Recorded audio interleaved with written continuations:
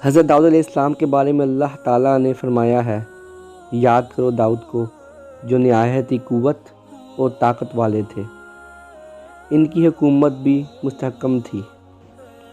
اللہ تعالیٰ نے داؤد کو زمین پر خلیفہ بنایا تھا اور حکم دیا تھا کہ اگر لوگ آپ کے پاس کوئی معاملہ لے کر آئیں تو انصاف کے ساتھ فیصلہ کریں۔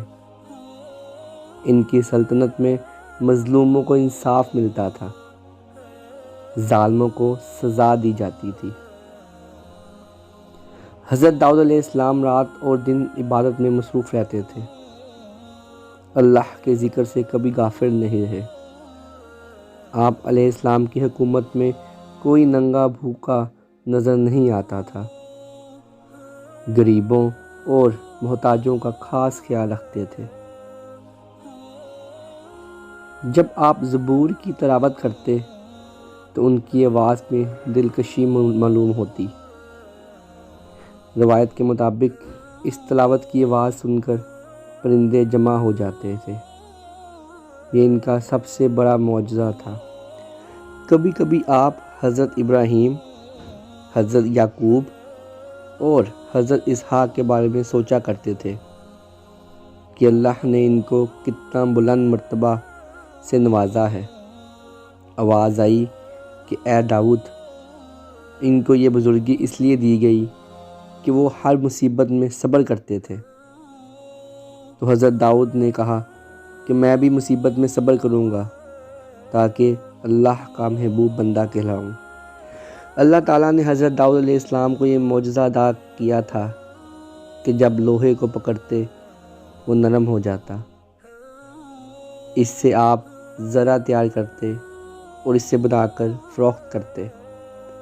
شاہی خزانے سے پیسے لینے کی بجائے آپ اپنی محنت سے روزی کماتے تھے۔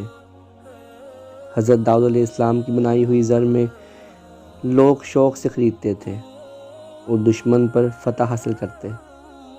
آپ علیہ السلام چرند اور پرند کی بولی سمجھتے تھے۔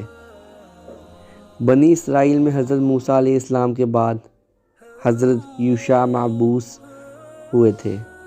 انہوں نے کئی جنگیں لڑیں اور ہر جنگ میں دشمن پر فتح حاصل کرتے تھے، اس لیے جنگجوؤں کو فخر تھا اور اکڑ اکڑ کر چلتے تھے۔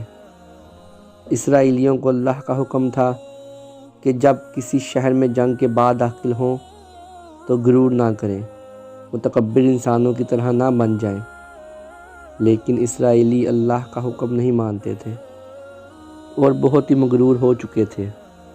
اس نافرمانی پر اللہ نے ان پر عذاب نازل کیا۔ اس واقعے کے بعد بنی اسرائیل میں بہت سے نبی مبعوث ہوئے، جن میں حضرت الیاس، حضرت السیع، یہ دو مشہور معروف پیغمبر گزرے ہیں۔ اسرائیلیوں کو راہ ہدایت دکھاتے تھے، لیکن حضرت موسیٰ علیہ السلام کی وفات کے 400 سال تک ان میں کوئی بادشاہ نہیں تھا، نہ کوئی سردار تھا، اسی لیے طاقتور گروہ ان پر غالب آ جاتا تھا، جس کے نتیجے میں وہ بدحال اور کمزور ہو چکے تھے، مقابلے میں پسپا ہو جاتے تھے۔